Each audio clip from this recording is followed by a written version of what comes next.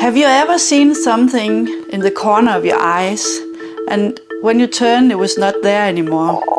Most people think it's their eyes that are failing, but reality might be much more strange. It might be reality itself glitchy. Because what does American scientist Donald Hoffman and a Viking Age vulva have in common?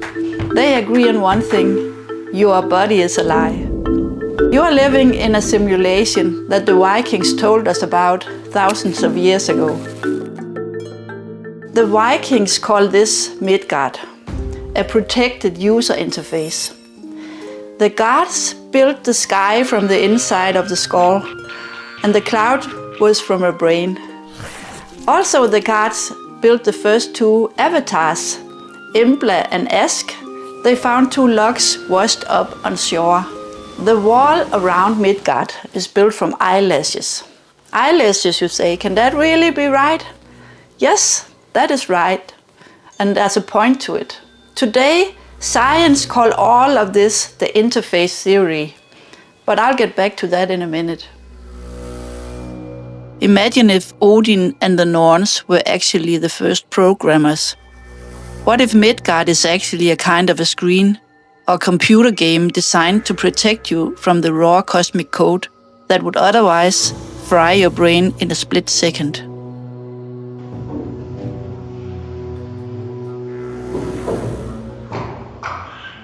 Today, we hack the system. And once you see the source code, there's no going back to Midgard.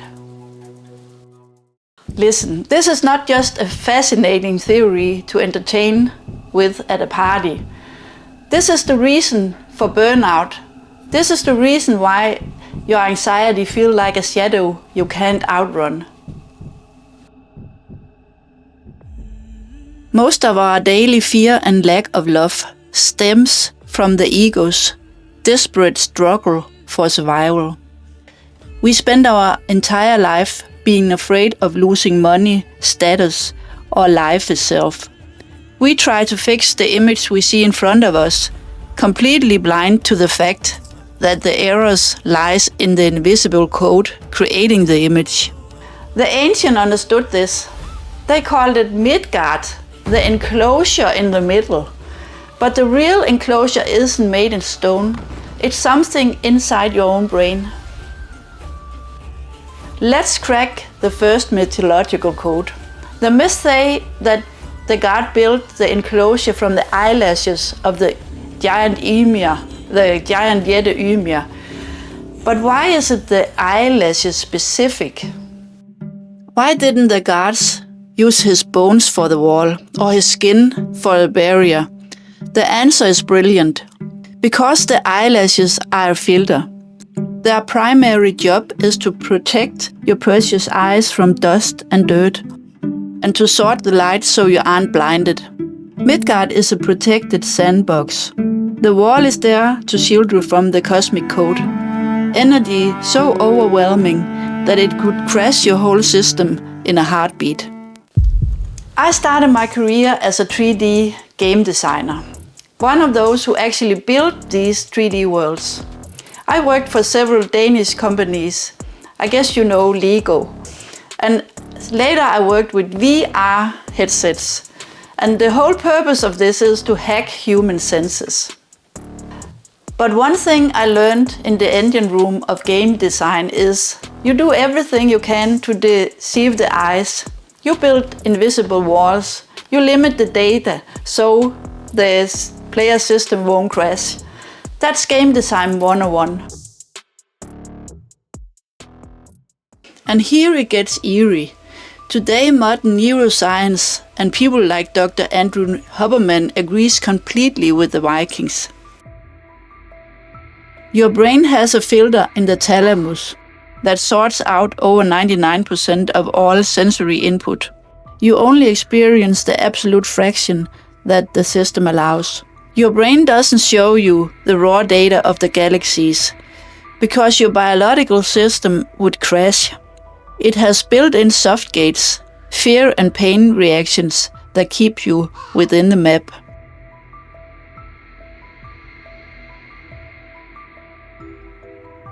Cognitive scientist Donald Hoffman goes a step further. His mathematical model proves that we see 0% of objective reality. Evolution has given us a cosmic VR headset. We are locked inside a simulation that the gods secured with 3 cosmic padlocks. You know the first lock now, the wall of Ymir's eyelashes. But the gods didn't stop there. They built 2 more locks to keep us inside Midgard. Lock number 2 is the Rainbow Bridge, Bifrost. In the game world, that is the cosmic data cable, or a closed server port. Humans can see the graphic of the rainbow, but we cannot walk on it. Our everyday consciousness is blocked from accessing true reality. And the third ultimate lock, Jörmungandr, the Midgard serpent. It lies at the bottom of the ocean, biting its own tail. In game development, we can call it a skybox, the outer edge where the game stops rendering the world. In Hoffman's equation, the serpent is the absolute mathematical limit of space and time. The wall, the bridge, and the serpent. The gods have locked you inside Midgard for your own safety. But what do you do when the prison starts to feel tight? How do you hack the system that evolution have used billions of years building? Established science, the society, the game designers, the Norse at Earth's well, they all want you to believe that what you see is what you get.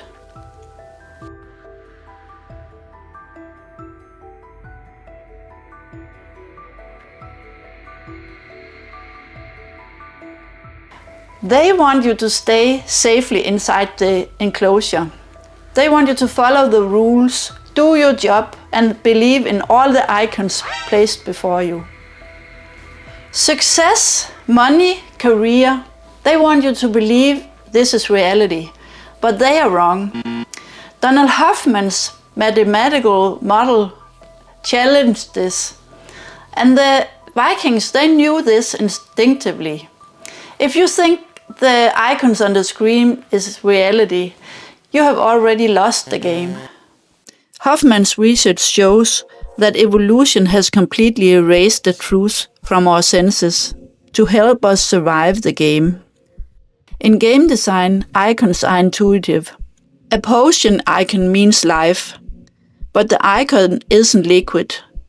It's lines of C++ code and binary numbers. Society has done the same to us. It gave you icons like stable job and status. We use cheat codes like the law of attraction to move icons around. But that doesn't make you the programmer. You are still just manipulating the inside of your own simulation. The Norse are the algorithm of the universe. They're already woven the threads. You can't shout at an algorithm. This is where we go a layer deeper. The Norse gods aren't old men in the sky. They are living part of your inner self. They are like Thor is your protector, Odin is your overarching vision, Freya is your passion, and so on. And every day they meet at the well of Earth to discuss your life. It feels like the ultimate spiritual solution to let your inner gods guide you. But listen, it's still not enough. Why? Because as long as you just let the gods discuss, you're just using them as an internal IT support team. They move your thoughts and emotion around, but you still have the VR headset on. You haven't changed the source code. The wall of Ymir's eyelashes still binds you. The data bridge Bifrost is closed, and the Midgard serpent tightens its grip on your perception. You're still just playing with the game's built-in mechanisms. You have just decorated the prison cell. It sounds completely claustrophobic and depressing, right? Like we are part of a dark Matrix movie or something. But listen, this is where the story takes a turn and transforms into a ridiculous episode of hidden camera or candid camera. Donald Hoffman uses this great anecdote of hidden camera. Imagine a hidden camera sketch. A person needs to buy something in an automobile shop, but can't get the clerk to stay for more than a few seconds. Was it 84 or 85? 84. Oh, we have the 85s. The person gets furious and think the system is broken. She thinks she is fighting a dysfunctional workspace, but she's missing the most important part. She's not fighting the sales team. She is fighting an invisible living consciousness behind the scene, controlling the whole setup. If you hold on, if you wait right here, I'll get it on my desk. Okay. And see what I can do for you. All right. Is she helping you? Yes, she is. Did you want one of our catalogs? You have one, okay. And what was it we could do for you today? This is it. Oh, the mirror, Yeah. And was she able to help? She's going to check. See, Samuel would be, I think it would be Ralph or Samuel. All right. You haven't spoken to Joanne about one of these, I haven't have spoken you? to anybody. Pardon? Just you people, just now. Just now. You're the only No, people. Joanne has today off. I don't It's know. a holiday. I haven't called anybody. I just Oh, you came- haven't? I'm sorry. No, I'm just sorry. walked in. Do you have an account with us? No. If you set one up with Jim, Yeah. it'd be a lot easier. All right. Get an account with Jim. Yeah. He'll be in next week. Okay. Any day except Tuesday is his day off. Ask for Jim. All right. Yeah. Is your car serviced regularly here? No, it's not serviced regularly Oh, see, here. that's part of the problem, Yeah. you see. Yeah. I'm just trying to think if they could get you a service contract. What You year really is the don't need a vehicle? service contract. It's an 84. 84, they could make you a great deal on a contract. It's not my car. Have you spoken to Bob? It's not my car. It's I Robert, haven't but they spo- call him. And that's exactly what we do every day in Midgard when we are fighting our external circumstances. No, it's not my car. It's a friend's car. All I need is a mirror. I don't want a new car. I don't want a service contract. All I want is a mirror. Well, I saw you speaking to Donna, Well, I know that's because you asked her to talk to me. but didn't Paul help you? He asked her to help me. Yeah, and then Bill, the guy with the green jacket, what did he do? He asked you to help me. Well, I'm here for one simple reason. To try to sell me a car. Not at all, to get you to smile. Because you're on candid camera. That's No a way. candid camera right there. But what if your game world have a hard limit? In the game industry, we always designed this 3D skybox. It's an invisible box where you paint the horizon on. The North had the same thing. They only called the 3D box for this Midgard serpent. According to Hoffman, the space and the time is only the 3D scene. Our brain has constructed it to place object in it. A 3D model isn't reality. It's just a mathematical visualization on a screen. Space-time is just the empty 3D scene that we are rendering our lives in. Just like Truman hitting the painted wall in his reality show, the Midgard serpent is the symbol that our perception has a hard mathematical limit. Space and time are not functional reality. It's just the inside of our own Truman Show dome. It's our skybox. Most people live or die inside the simulation. They fight the icons on the screens every day, or they desperately run towards the edge, towards the Midgard serpent. As a game developer, I know that if you want to change the graphic, you don't run to the edge of the map. You go inside a 3D program or you go inside the code. But Odin, he was the ultimate rebel. He spotted the candid hidden camera in Midgard. He realized you can't escape the simulation by running towards the edge. If you want to change the game, you have to go towards the possessor, towards the server room, towards Earth's well. Odin didn't travel to the serpent. He traveled to the deepest server room under Yggdrasil's roots. He went to Mimir's well, the well that holds the raw data and cosmic wisdom. Odin didn't just want to regulate his emotions, he wanted to see the source code. And he paid the price. He plucked out one of his eyes to get a metaphysical vision of the code. He sacrificed his physical vision in the external interface to get clarity over the metaphysical source code. When Odin drank from the well, he saw exactly how the hardware of our simulation was built at the dawn of time. And here we fulfill the promise that I made to you in the beginning of the video. The myths tell us that the gods dismembered the primordial giant Ymir to create the world. But they didn't just create nature, they built a virtual reality environment. They took his skull and stretched it across the heavens to form the firmament. In our game world analogy, this is the three-dimensional boundaries that contains our reality. To keep the 3D world stable, they placed 4 dwarfs, north, south, east and west, at each corner to hold up the sky. They represent the system coordinates framework, the X, Y and Z axis that makes it possible to position objects and render the world in the first place. They cast Ymir's brain into the sky to create the clouds. Think about that for a moment.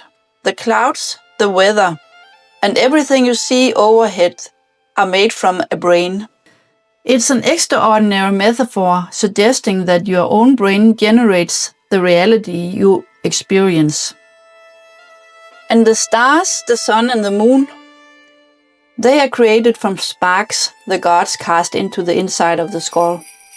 In our analogy, they are the screen's light engine.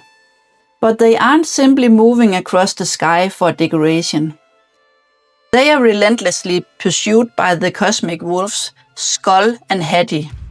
The wolves represent the computer's processor clock, the relentless CPU cycle driving the simulation forward frame by frame, second by second, until the day the entire system crashes at Ragnarok. But a game is nothing without players. The myths tell us that the gods walked along the seashore and found 2 lifeless tree trunks. They shaped them and gave them breath, reason, hearing and sight. They created the masculine and the feminine body avatars. They didn't fashion them from clay as in other creation stories. Instead, they designed them from trees, a biological avatar in which a consciousness could download itself to experience the game of Midgard. And this is where Donald Hoffman's most radical theory changes everything. Hoffman calls it conscious realism.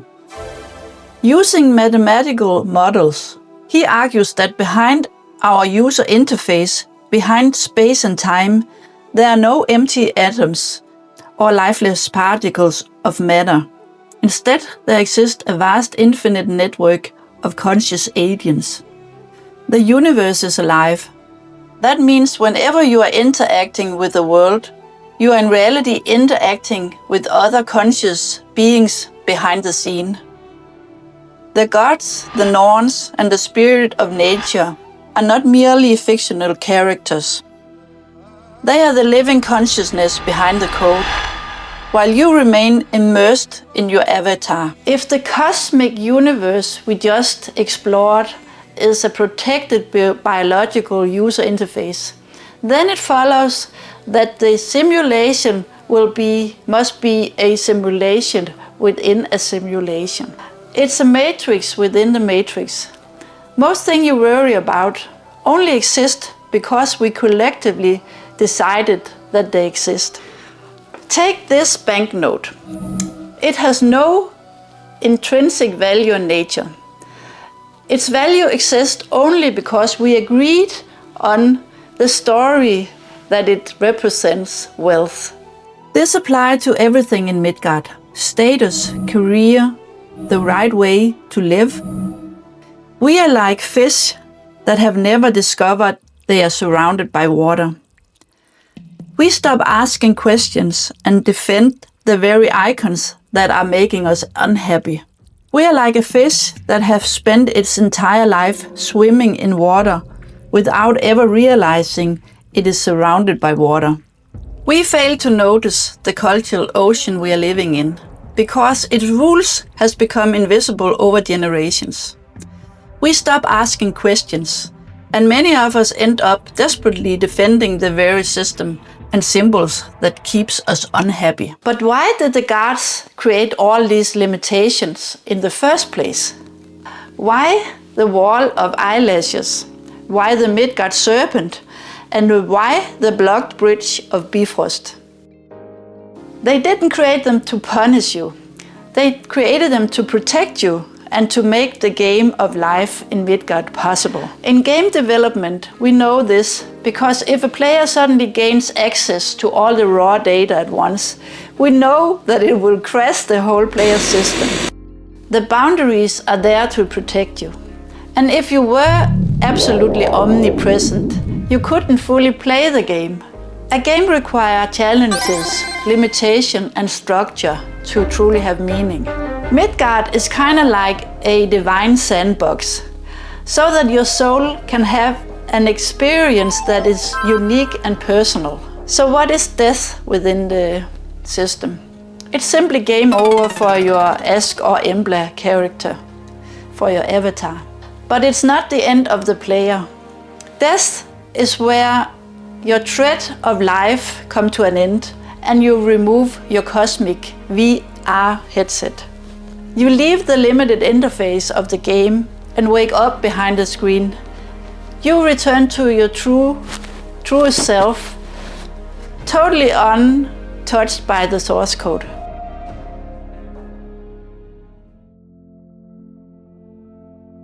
So, what does all of this mean for you right now, in your own life? It means that you have taken the game of Midgard far too serious.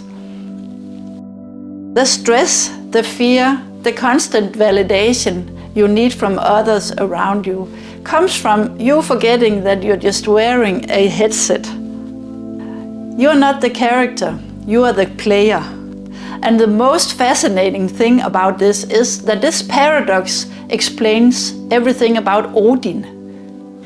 He helped program the game world, but he also logged in as a character in the game to experience, to help, to guide, to see and experience everything from within. Like a lead developer testing his own game, he wants you to discover the truth. Every time you feel pressure or fear, pause and ask your own mind, who taught me this rule? Is this the rule of nature or of culture? Who made this definition of success? Who benefits from this rule? And what would I be without this rule? When these questions begin to arise, a crack in the matrix of Midgard appears. Through that crack, you stop desperately fighting for your survival against the symbol of the game. You rediscover your deep love for others, because you realize that they are carrying the exact same divine source code as you do. You can lower your defenses. You can begin to enjoy the game. You can breathe deeply. Live with freedom, because now you know nothing can ever destroy the source code that you are truly made from. Seeing through the matrix of Midgard is only the first step. It gives us back our freedom in everyday life. But what happens to the trauma, fears, and programmed social rules when you delete them from your screen? What happens when you press delete? The ancient Norse understood that it didn't simply disappear. It is sent deeper into the system's recycle bin, into the most misunderstood world of them all. Helheim. Helheim is the world where we go to deprogram our shadows. Watch this video if you want to know more about the barriers to even get there. I'll see you in the next video.